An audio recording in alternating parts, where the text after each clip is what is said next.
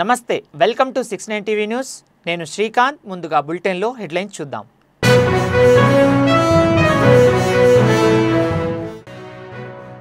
AP intelligence మాజీ chief PSR Anjaneyulu arrest.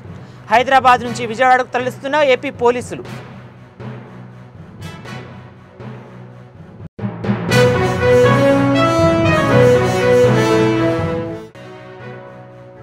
పేద ముస్లిం సమాజానికి ఉపయోగపడని వర్క్స్ బోర్డు అవసరం లేదు.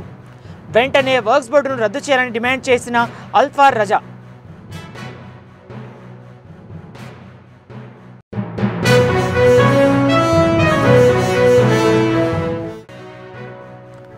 డబుల్ ఇంజన్ సర్కారులో వేగవంతం అవుతున్న ఏపీ అభివృద్ధి.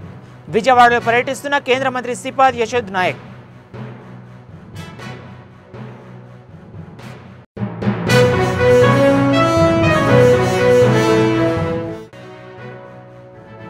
కాంగ్రెస్ ప్రభుత్వంలో రైతులకు తీరని అన్యాయం జరుగుతోంది. ఐకేపీ సెంటర్లో ధాన్యం కొనుగోలు చేయకపోవడంతో తగులుపెట్టిన రైతులు.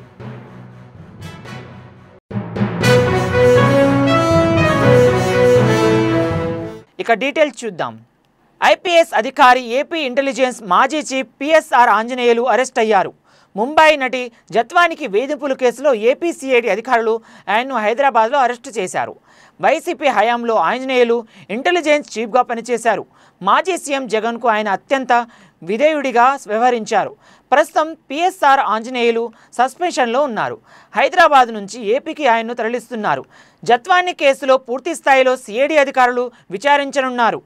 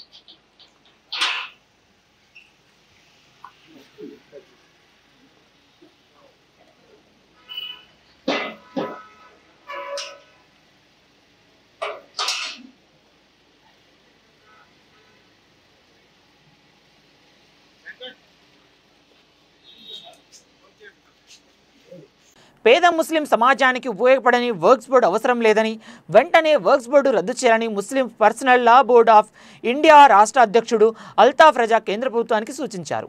వందల సంవత్సరాల నుంచి తమ పూర్వీకులకు సంబంధించిన భూములను 1958లో బలవంతంగా సర్వే చేసి 1962 గజెట్లో చేర్చారన్నారు. అప్పటి ప్రభుత్వం చేసిన తప్పుడు నిర్ణయాలతో తమ భూములను రక్షిస్తామని మాయమాటలు చెప్పి మాఫియాలకు, అక్రమదారులకు అనుకూలంగా ఉండే విధంగా చట్ట సవరణలు ఇవ్వడంతో ముస్లిం సమాజం తీవ్రంగా నష్టపోయిందని ఆవేదన వ్యక్తం చేశారు. రోజు రోజుకి పేదరికంలో ఇబ్బందులు పడుతున్న ముస్లిం సమాజం పేద ముస్లిం మైనారిటీలకు ఏమాత్రం లాభం చేయని వర్క్స్ వ్యవస్థను ఎందుకు రద్దు చేయకూడదని ఆయన ప్రశ్నించారు. భారతదేశంలో ఏదైతే వక్ఫ్ సవరణ బిల్లు గురించి జరుగుతున్నటువంటి ఆందోళన ఉందో, అసలు వక్ఫ్ అంటే ఏమిటి? వక్ఫ్ అనేది ఆ రోజు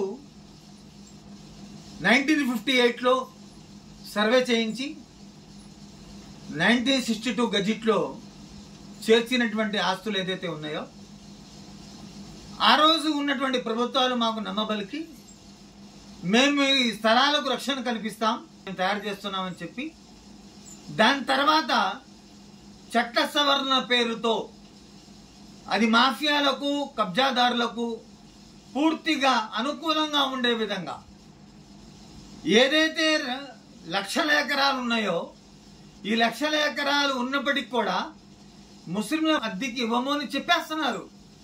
అంటే ఎంత దౌర్భాగ్యమైనటువంటి పరిస్థితుల్లో మేము బతుకుతున్నాం. ఇవాళ ఉన్నటువంటి వక్ఫ్ బోర్డు ఏమైనా ఒక ఆడపిల్ల పెళ్లిళ్ళకు కానీ లేదా ముస్లిం పేదలకు వాళ్ళ చదువుల కోసం కానీ లేదా ముస్లిం సంక్షేమానికి ఎక్కడైనా ఉపయోగపడుతుందా అంటే ఎక్కడ ఉపయోగపడే పరిస్థితి ఏ రాష్ట్రంలో కనబడట్లేదు. ఇటువంటి వ్యవహారంలో అసలు వక్ఫ్ బోర్డు మాకెందుకు? ఈ వక్ఫ్ బోర్డు ఉండటం వల్ల ముతవల్లిలం ఏదైతే మా భూములు ఉన్నాయో మేము వంశపారంపర్యంగా వందల సంవత్సరాల నుండి 400-300 సంవత్సరాల నుంచి మేము ఏదైతే హక్కు ఉందో ఆ హక్కుని కోల్పోయి ఇవాళ మా స్థలాలు పెత్తందారులుగా, అంటే ముతవల్లిలందరూ కూడా దొంగలు, వక్ఫ్ బోర్డు అధికారులు కమిటీ వాళ్ళేమో వీళ్ళేమో దొరలు, వీళ్ళు మా స్థలాల మీద పెత్తనం చలాయిస్తున్నారు, మా స్థలాలు వీళ్ళు లీజుకి ఇస్తున్నారు. ఇష్టానుసారంగా రాజకీయ నాయకులకు తత్తులుగా మారి మా స్థలాలను పూర్తిగా నాశనం చేస్తూ ఇవాళ సవరణల పేరుతో ఇంకా మమ్మల్ని నాశనం చేయడానికి చూస్తున్నారు. కాబట్టి ఇప్పుడు మేము చేసి చూపిస్తాం, కానీ మీరు మా స్థలాల మీద పెత్తనందారులుగా తయారయ్యి మా స్థలాలు పూర్తిగా మాఫియాలకు, రాజకీయ నాయకుల తత్తులకు, వాళ్ళ అనుచరులకు అప్పగించి మమ్మల్ని నాశనం చేస్తే మేము చూస్తూ ఊరుకునే ప్రసక్తే లేదు. కాబట్టి వక్ఫ్ బోర్డుని రద్దు చేయాలని చెప్పి రాష్ట్ర ప్రభుత్వాలకు, కేంద్ర ప్రభుత్వాలకు సూచిస్తున్నాం. ఎందుకంటే మీరు ఏదైతే సాక్ష్యం మదినీ దర్గా ఆదాయం ఎక్కువ ఉంది, ఆదాయం ఎక్కడైతే ఎక్కువ ఉందో అక్కడ మీరు పెత్తందారులుగా చేరి మా ఆస్తులు పూర్తిగా నాశనం చేస్తున్నారు, మా హక్కులు పూర్తిగా కాలరాస్తున్నారు. కాబట్టి మేము వక్ఫ్ బోర్డుని రద్దు చేయాలని చెప్పి Muslim personal law board of India Andhra Pradesh అధ్యక్షుడిగా నేను డిమాండ్ చేయడం జరుగుతుంది. విజయవాడ బీజేపీ రాష్ట్ర కార్యాలయానికి వచ్చిన కేంద్ర మంత్రి శ్రీపాద్ యశోద్ నాయక్ కు బీజేపీ రాష్ట్ర నేతలు ఘన స్వాగతం పలికారు. ఈ సందర్భంగా కేంద్ర మంత్రి మాట్లాడుతూ ఆంధ్రప్రదేశ్లో డబుల్ ఇంజిన్ సర్కార్ ఆధ్వర్యంలో అభివృద్ధి వేగవంతం అవుతుందన్నారు. ప్రధానమంత్రి నరేంద్ర మోడీ ఆధ్వర్యంలో ఆంధ్రప్రదేశ్కు నిధులు వరదలా ప్రవహిస్తున్నాయని తెలిపారు. అనంతరం విజయవాడ కనకదుర్గ అమ్మవారి విశిష్టత అడిగి తెలుసుకున్నారు.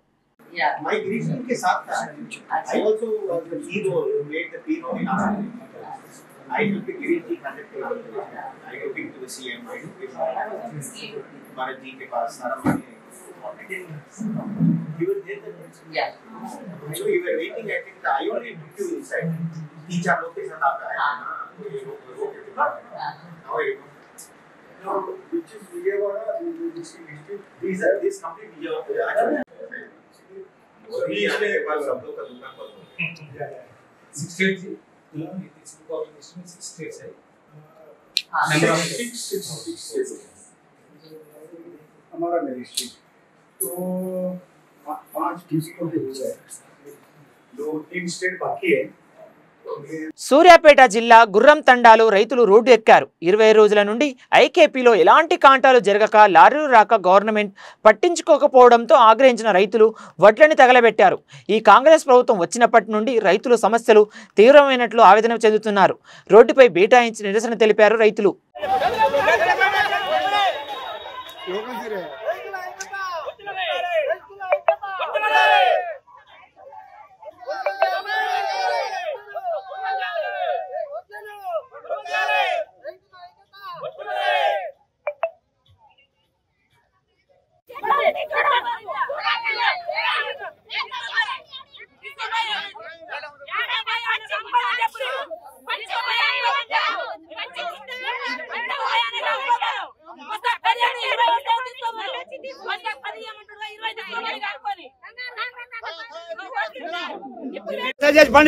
పండించి ఎంతలో తెచ్చి పోసినాం, నెల 15 రోజులు ఎంతలో పోసి నెల 15 రోజులు అని కోస పెడుతుండు. గవర్నమెంట్ కొనలేకో లేకపోతే ఎవరు కొనలే, ఆ మిల్లు తీసుకోలే 4 లారీలు నల్లారి ఆడి నిలబడ్డాయి పోయినాయి. ఆ బస్తా మళ్ళీ 8 రూపాయలు కట్టే ఉంటుండు. పెట్టుబడి పుడతలే, కష్టాలు పుడతలే. 8 రూపాయలు మాట్లాడుతున్నారు.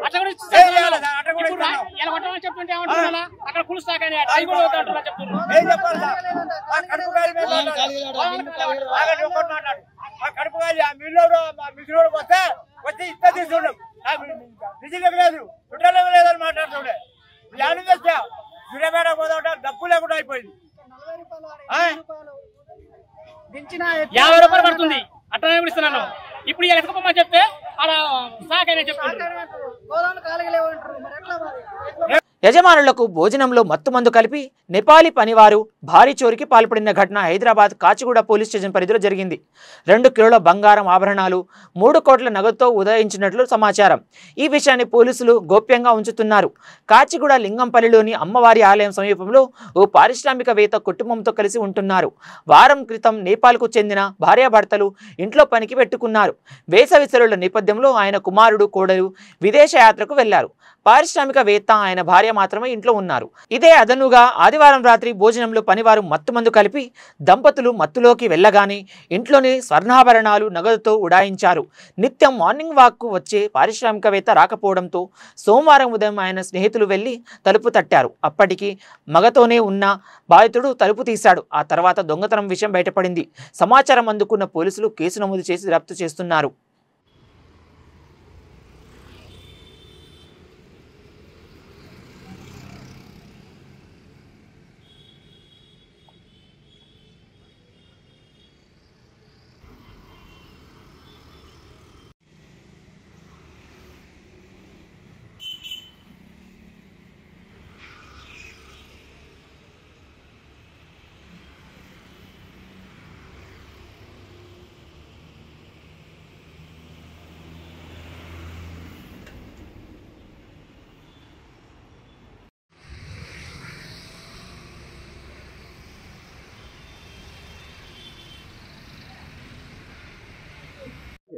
రాత్రి జరిగిందని తెలిసింది.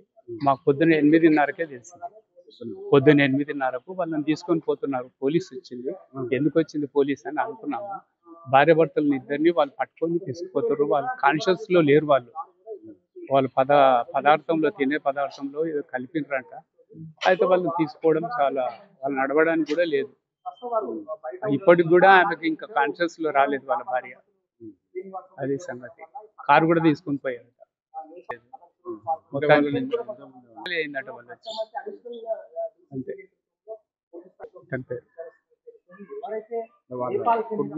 కొడుకు వాళ్ళు కోడలు లేరు. వాళ్ళు ఎక్కడో ఊరు వెళ్ళినట్టుంటే మరి ఇంతవరకు రాలేదు. వాళ్ళు లేని ఆచూకు చూసే ఈ పని చేశారు. అది మేడ్చల్ జిల్లా జీడిమెట్ల పోలీస్ స్టేషన్ షాపూర్ నగర ఎక్స్ రోడ్లో సైబరాబాద్ పోలీస్ కమిషనర్ ఆదేశాల మేరకు జీడిమెట్ల పోలీసులు చలివేంద్రం ఏర్పాటు చేశారు. చలివేంద్రం ప్రారంభోత్సవానికి బాలానగర్ డీసీపీ సురేష్ కుమార్ ముఖ్య అతిథిగా విచ్చేసి ప్రారంభించారు. డీసీపీ సురేష్ కుమార్ మాట్లాడుతూ వేసవి కాలం మొదలవడంతో ప్రజల దాహార్తి తీర్చడానికి అదేవిధంగా ఫ్రెండ్లీ పోలీసులో భాగంగా స్థానికంగా ఉండే ప్రజలని కూడా ఇందులో భాగస్వాములు చేశామని ఆయన తెలిపారు.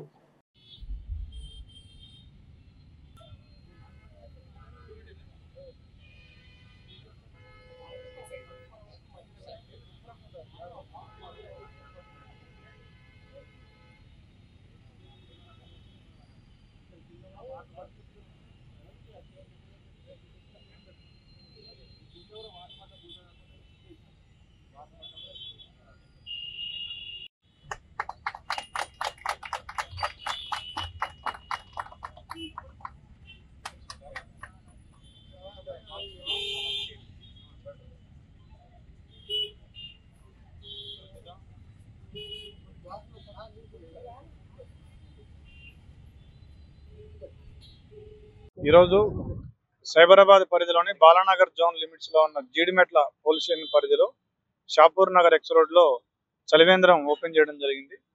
దీని ముఖ్య ఉద్దేశం ఏంటంటే వేసవి కాలంలో ప్రయాణికులు వాళ్ళ దాహార్తితోటి ఇబ్బంది పడకుండా ఇమ్మీడియట్ గా వాళ్ళు వాటర్ తాగి స్వాంతన పొందడం కోసం ఈ కార్యక్రమాన్ని చేపట్టాము. మళ్ళీ దీంట్లో ఇంకొక ఉద్దేశం ఏంటంటే మా సిపి గారి ఆదేశాల మేరకు police and public cordial relations ని పెంపొందిస్తూ ఫ్రెండ్లీ పోలీసింగ్ మెజర్స్ లో భాగంగా దీన్ని చెప్పడం జరిగింది. దీంట్లో లోకల్ అసోసియేషన్స్ని, లోకల్ షాప్స్ వారిని, లోకల్ ప్రజలందరినీ కూడా భాగస్వామ్యం చేస్తూ వాళ్ళు కూడా మేము కూడా ఇందులో పాలు పంచుకోవడానికి స్వచ్ఛందంగా ముందుకు వచ్చినారు. సో ఇట్లాంటి చక్కని కార్యక్రమం చేపట్టేందుకు ఇన్స్పెక్టర్ జీడిమెట్ల, ఏసీపీ బాలనగర్ని అభినందిస్తున్నాను. సో ఇలాగా ఈ జోన్ మొత్తంలో కూడా ఇలాంటి చలివేంద్రాలు ఈ వారంలో ఓపెన్ చేయబోతున్నాం మా సిపి గారి ఆదేశం. Rachakonda commissionerate Balapur police station పరిధిలో పెయిన్ కిల్లర్ టాబ్లెట్లు, ఇంజెక్షన్లు కలిపి మత్తు కోసం తీసుకున్న 3 యువకుల్లో ఒకరు మృతి చెందగా మరో 2 పరిస్థితి నిలకడగా ఉన్నట్లు పోలీసులు తెలిపారు. పెయిన్ కిల్లర్ టాబ్లెట్లు శంషాబాద్లోని శ్రీనివాస్ మెడికల్ షాపులో తీసుకున్నట్లు పోలీసులు వెల్లడించారు. పెయిన్ కిల్లర్ టాబ్లెట్ ఒక్క స్టిప్పుకు 450 చొప్పున మెడికల్ షాప్ యజమాని విక్రయించినట్లు పోలీసులు తెలిపారు. 3కి ఇంజెక్షన్లు ఓవరోల్ కావడంతో పరిస్థితి విషమించి చికిత్స పొందుతూ నాసేర్ మృతి చెందగా సాహెబ్, ఓమర్లు చికిత్స పొందుతున్నట్లు పోలీసులు తెలిపారు. ఆ తేదీ 24/2024 రోజు మహమ్మద్ అబ్దుల్ ఖయీం సుల్తాన్పూర్లో ఉండే అతను మాకు వాళ్ళ బాబు ఇట్లా పెయిన్ కిల్లర్ సంబంధించిన టాబ్లెట్స్ ఇంజెక్షన్ చేసుకొని అతను హాస్పిటల్లో ట్రీట్మెంట్ అవుతూ 19th రోజు రాత్రి 7:22 అవర్స్లో చనిపోయాడని చెప్పేసి మాకు ఇన్ఫర్మేషన్ ఇచ్చేసి ఒక కంప్లైంట్ ఇవ్వగా దాని మీద మేము ఇన్వెస్టిగేషన్ చేసి అందులో భాగంగా విచారణ తేలింది ఏమంటే అతనితో పాటుగా షాబాజ్, తర్వాత హుమాన్ అనే 3 కలిసి 17th తారీఖు రోజు కొత్తపేట ఏరియాలో హుమాన్ వాళ్ళ ఇంటి దగ్గర ఓపెన్ ప్లేస్లో ఇంజెక్షన్స్ వీళ్ళకి సాహిల్ అనే షాహినగర్లో ఉండే అతను వీటిని శ్రీనివాస మెడికల్ స్టోర్ శంషాబాద్లో ఉండే ప్రవీణ్ కుమార్ అనే యజమాని దగ్గర పర్చేజ్ చేసి వీటిని ఒక స్ట్రిప్ 450 రూపాయలకి అట్లా ఎక్కువ రేటుకు పర్చేజ్ చేసి ఎలాంటి ప్రిస్క్రిప్షన్ లేకుండా వాటిని తీసుకొచ్చేసి వీడు ఒక్కొక్క ట్యాబ్లెట్ను 150 రూపాయలకు అట్లా అమ్ముకొని దాని ద్వారా డబ్బులు చేసుకోవడం. అలాగే పిల్లలకు కూడా ఈ అలవాటు మొత్తం వీడి నేర్పించాడు. దీన్ని తీసుకొని కొంచెం డ్రౌజినెస్ కోసం అని ఆ విధంగా చేస్తూ ఉన్నాడు. నిన్న వీళ్ళని ఇద్దరిని పిల్లలు ఎప్పుడన్నా వాడు లేట్ నైట్లో వచ్చేసి కొంచెం డ్రౌజీ కనపడడం, వాడు కొంచెం మత్తుగా ఉండడం, ఎక్కువ నిద్రపోవడం అలా చేస్తుంటే ఎమ్మడే గ్రహించేసి అతని యొక్క చేతులకు మనం ఇక్కడ చెక్ చేసుకుంటే అతనికి చిన్న స్పాట్స్ కానీ డాట్స్ లాగా కనిపిస్తూ ఉంటాయి. అట్లా గిట్ట కనిపించిందంటే అతను ఏదన్నా డ్రగ్ ఇంజెక్షన్స్ తీసుకునే ఛాన్స్ ఉంటుంది. వెంటనే మీరు లోకల్ పోలీస్ స్టేషన్లో కానీ లేకుంటే నార్కోటిక్స్ సంబంధించి మన హెల్ప్ లైన్ సెంటర్స్ కూడా ఉన్నాయి, వాళ్ళకి సంప్రదించి చేసి వాళ్ళ పిల్లల్ని కౌన్సిలింగ్ చేయించుకొని వాళ్ళు చెడుదారుల్లో పోకుండా వాళ్ళ నేరస్థలంలో కూడా పరిశీలిస్తే వీళ్ళు ఇంజెక్షన్ చేసుకొని పడేసిన ఒక 3 సిరంజీలు, అలాగే ఒక 4 ట్యాబ్లెట్ల స్టిప్ది ఎంటీది సీన్లో సీజ్ చేసినాం. అలాగే సెలైన్ బాటిల్లో వాళ్ళు మిక్స్ చేసుకున్నారు కదా, ఆ సెలైన్ బాటిల్లో కూడా అక్కడ నేరస్థలం దొరికింది, అది కూడా సీజ్ చేసినాం. సాహిల్ మరియు మెడికల్ షాప్ అతను ఇద్దరు వీళ్ళు ఇంకా ఒకసారి యంగ్ ఏజ్లోనే ఇట్లాంటి మత్తుకు బానిస అయిపోయి సెల్ ఫోన్కు అడిక్ట్ అయ్యి దీనివల్ల ఎప్పుడు మనం లక్ష్యాలను చేరుకోలేం. కాబట్టి ప్రతి ఒక్క యువకులు వారి లక్ష్యాలు నెరవేర్చుకోవాలి, వాటిని సాధించుకోవడం కోసం మనం చేయాల్సిన పనులు చేయాలి. కానీ ఇలాంటి మత్తు జోలికి కానీ ఈ సెల్ ఫోన్ యూసేజ్ కానీ అన్నెసెసరీ టైం వేస్ట్ చేసుకొని మన లైఫ్ వేస్ట్ చేసుకోవద్దని మా మనవి. హైదరాబాద్ మియాపూర్లో దారుణం జరిగింది. మద్యం మత్తులో మహేష్ అనే వ్యక్తి భార్య, అత్తపై కత్తితో దాడి చేశాడు. మియాపూర్ పోలీస్ స్టేషన్ పరిధిలోని జనప్రియ నగర్లో ఈ ఘటన జరిగింది. క్యాబ్ డ్రైవర్గా పనిచేస్తున్న మహేష్ శ్రీదేవిని ప్రేమ వివాహం చేసుకున్నాడు. మహేష్ శ్రీదేవి దంపతులు గత కొంతకాలంగా తరచూ గొడవ పడుతున్నారు. సోమవారం రాత్రి భార్య శ్రీదేవితో పాటు అత్తపై కత్తితో దాడి పాల్పడ్డాడు. మహేష్ దాడిలో గాయాలపారిన 2 స్థానికులు ఆసుపత్రికి తరలించారు. ప్రస్తుతం భార్య శ్రీదేవి ఆరోగ్యం పరిస్థితి నిలకడగా ఉంది. శ్రీదేవి తల్లి మెడపై తీవ్ర గాయాలు కావడంతో ఐసీయూలో చికిత్స అందిస్తున్నారు.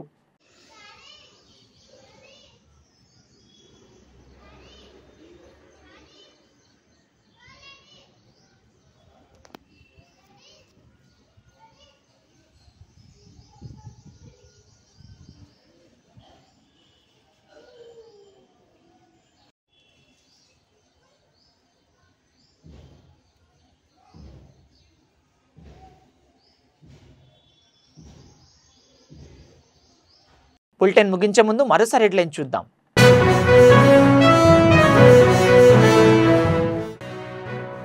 ఏపీ ఇంటెలిజెన్స్ మాజీ chief PSR Anjaneyulu arrest. Hyderabad నుంచి విజయవాడకు తరలిస్తున్న ఏపీ పోలీసులు.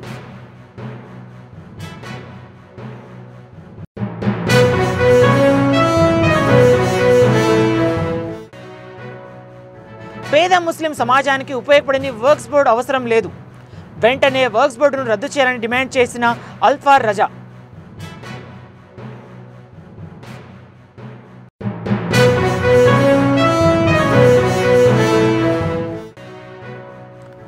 డబుల్ ఇంజన్ సర్కార్లో వేగవంతం అవుతున్న ఏపీ అభివృద్ధి. విజయవాడలో పర్యటిస్తున్న కేంద్ర మంత్రి శ్రీపాద్ యశోద్ నాయక్.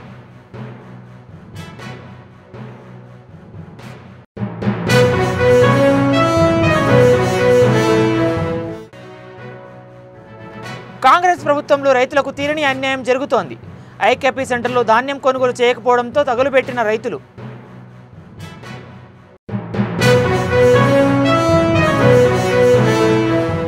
మరిన్ని అప్డేట్స్ కోసం చూస్తూనే ఉండండి 69 టీవీ న్యూస్.